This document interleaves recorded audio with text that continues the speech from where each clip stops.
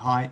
Had a client conversation the other day and he said, hey, we're getting knocked around at the moment with clients bringing their accounts in, wanting them done early. I said, have you communicated to them that there's a schedule? He goes, yeah, done all that. They don't care. They just decided they want them done sooner. I said, okay, what do they say when you tell them that there's a scheduling fee? He says, oh, we don't have one. We couldn't do that. Our clients wouldn't pay for it. I said, they couldn't agree and they're not going to pay for it now if it's the first time they hear about it. But what you're seeing is that what you've failed to communicate is the schedule and the reasons behind it and the fees and the levies and all of that up front, which is why you've now got a problem at this end trying to mop it up.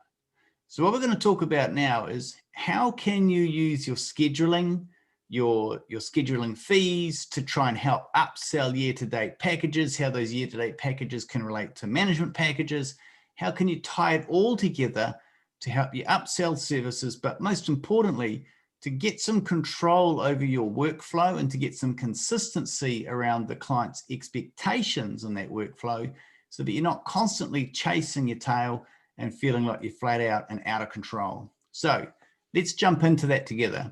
I'm going to share screen and want you to have a look at this table and see if you've got something like this in your office already. Let's take a look. You should have something like this in your office or something similar. This is a basic kind of a scheduling table where you can figure out what are the categories that we've got for clients, what are the service standards that we tie to them, how do we determine who gets to go at the front of the queue and at the back, and how does it relate to all our pricing. This table says, right, one of the things that could be a determinant is the size of annual fee. Another area could be, have they got year-to-date accounting packages? So for example, if they're doing quarterly or month-end accounts, if they're doing that with you consistently throughout the year, then it means, of course, when it gets to year end, you've already done a lot of the reconciliation and the adjustments. So you should be able to pump them out quicker. So it makes sense that they go sooner. And what we're saying is, hey, every client has a scheduling fee. It's just that some have that fee rebated. And why we do that? It's just to make it easier for you and your team to communicate to clients at the point where they've forgotten all about this. And they come in and they want it done, you can say, listen, there is a scheduling fee. Everybody pays it. And it's clearly laid out in your documentation. For you to jump the queue effectively, there's going to be a $300 fee or a $300 levy. And why? Because we have to use those funds to cover things like the overtime and the meal allowances and all the extra work that we have to, expenses we cover for our staff when they're in doing the accounts when people sort of do work outside their schedule areas. So if you don't already have a table like this, either jump into advisory or copy this one, but you need to get clear in your mind across you and your team, what are the criteria that you use to select who gets in the first quarter and who's in the fourth? How does that relate? Let's take a quick look also at this section here where we're saying this is how you'd explain to clients why you have the scheduling. Hey, look, some people have got bank covenants.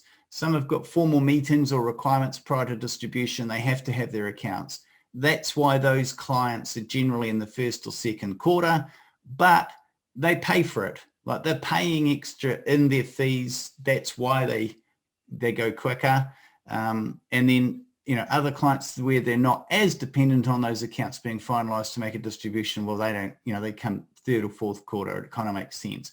So remembering, make certain that we use the word because. Now, I did mention earlier that how could you use this to upsell the year-to-date package? Well, hey, Mr. and Mrs. Client, that $300 scheduling fee that you're being charged this year, if you looked at what your charge would be for the package that you're currently paying, if we did your GST or your quarterly year-end tax adjustments and so on, we filed those for you, there might be another, say, $1,200 or $1,500 a year over what you're currently paying. But by the time you take the rebate out, you're probably only looking at the difference of maybe 800, something like that, depending on the difference.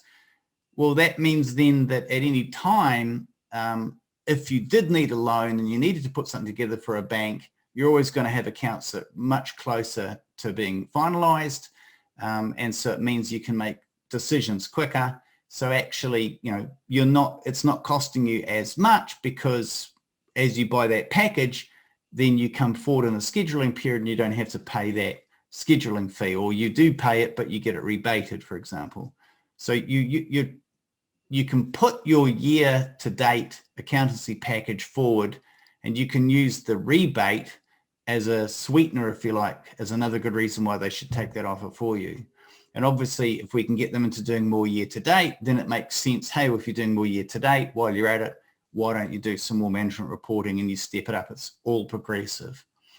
I think the key thing here is, if you don't have client categories, if you haven't allocated service standards, if you don't then tie that to your scheduling, then you can't communicate your decisions around that, which means later on, when you're ending up having an upset client, you're now trying to validate your reasoning, but there's no foundation. There's no way that they could have known it in advance.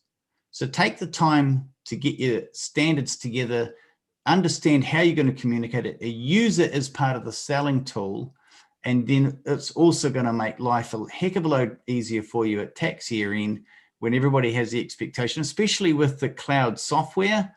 Hey, surely I can just, send that in. My accountant just has to click a button and it's done. Well, that's because they don't know all of the work that goes behind the scenes. They don't know what you do. So it's understandable. So if you're not communicating it, then it would be fair for them. Perhaps they've got that expectation. How do we manage it? Well, let's get ahead of the curve and let's make their packaging and their pricing and their scheduling all knit together to make it a comprehensive story. Bye for now.